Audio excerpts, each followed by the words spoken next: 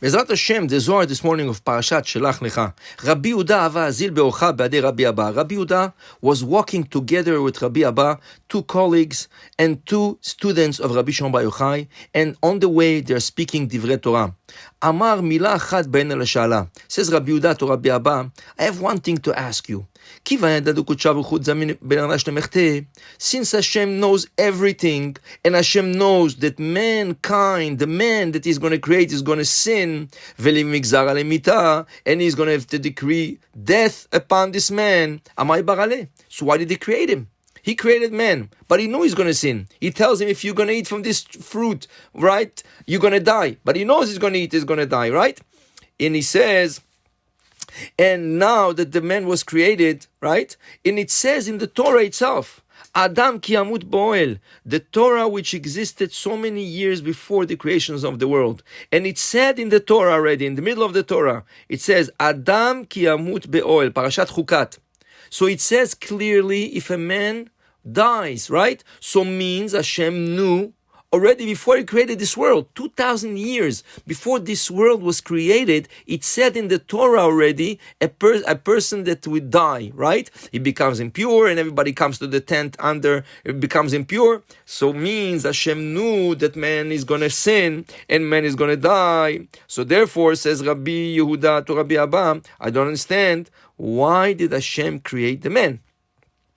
Amarle, so Rabbi Abba is answering to him, Orchoi de marach v'gizre de marach malach lemitrach behu. He says, you know, certain things, don't dig into them, don't go into it. Certain things have to stay as a form of a secret.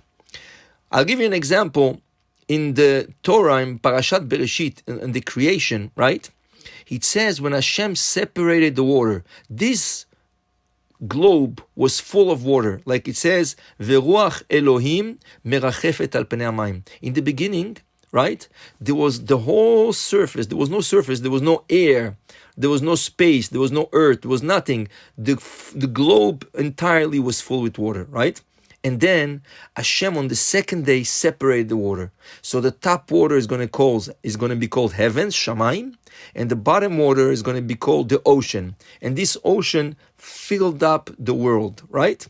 Now, it says, right, Rashi is explaining, right, when Hashem separated the water, right, there is in the galaxies above us planets which are full with water. They're full with water, right? Comes the Ramban and tells Rashi, tell me, why do we have to reveal such secrets? Certain things are not to be revealed. So you're not supposed to speak about those planets, right? So we see that certain things, even big tzaddikim, when they reveal it, right? Certain tzaddikim do not want us to reveal it, right? And the same thing happened to the Arizal 500 years ago. The Arizal, he passed away very young, right? Very, very young. And why did he pass away so young? One day, he was teaching Kabbalah to his students, and he was telling them, you know, there's a passage, right, in the Torah called the deer's horns. So they asked him, Rebbe, teach us, what is the deer's horn secret? So the Arizal told them, you know, if I tell you this secret, I have to leave this world. So they didn't say anything, but then later on the day, the Rebbe were really intrigued. We really want to know what's the secret of the deer horns. And he told them, but if I tell you I have to leave this world, I won't be able to tell you other secrets. He told them this is a very big secret. At the end, they pushed him so much that he had to tell them the secrets, and the next day he left this world.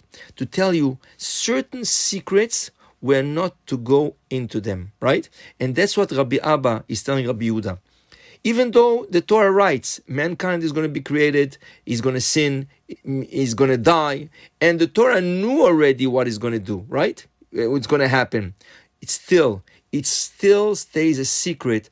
Why did Hashem have to create the man, even though He knew he's gonna sin and he's gonna die? There's a story said over the big tzaddik Rabbi Aaron of Karlin. Rabbi Aaron of Karlin was a student of the Maggid Mimazrich. One time, Rabbi Aaron of Karlin came to his Rebbe. He stayed for Shabbat, And after Shabbat, his Rebbe told him, you should go and you should be successful. In the middle of the way, the Maggid Mimazrich sends somebody to Rabbi Aaron Mikalin, and he brings him back, and he tells them, I wanted to tell you, you should go and you should be successful. So Rabbi Aaron Mikalin did not understand why the Rebbe called him a second time to tell him that he told him the first time. So he says, okay, thank you, Rebbe, for the bracha, and he left. He's on his way, and then a second messenger comes, and he tells him, the Rebbe wants to speak with you. He comes back to the Maggid Mimazrich, and the Rebbe tells him, you should go and you should be successful. Thank you, Rebbe. But he doesn't understand why he calls him again. And then he goes, and for a third time he sends a messenger, and the Rebbe is telling him, you should go and you should be successful. That year, right, on Chol HaMoed Pesach, Rabbi Aaron Mikalin passed away. Everybody understood then that the Maggid Mimazrich was trying to tell him goodbye. For the 3 times he called him, right, he wanted to tell him goodbye. And then they asked the Maggid Mimazrich, if you knew your student is going to pass away, why didn't you keep him by you? Maybe he would live longer, right?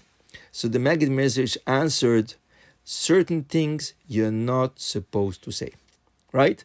And that's what they tell you.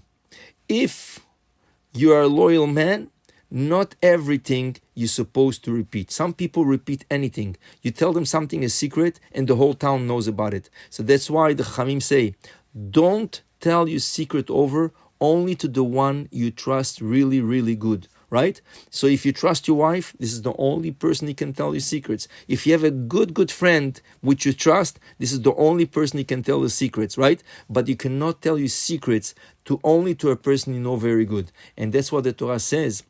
Lo chen avdi Moshe bechol beti ne'eman hu. The Torah tells us the most loyal man on earth was Moshe Rabbeinu. And says the Netziv, why was Moshe Rabbeinu considered loyal in the Torah? Because Hashem gave him over such secrets that even when he taught Torah to the whole Am Yisrael, certain things he did not reveal. That was secrets given to him by Hashem, and he knew how to keep secrets. So if you want to test a friend, you test him by telling him something that you know he's going to say, or maybe he's going to say over, right? And it's not a secret. You just want to test him. And if he's able to keep the secret, right, this is a true friend. Have a great day. Baruch Adonai Le'olam. Amen ve'amen.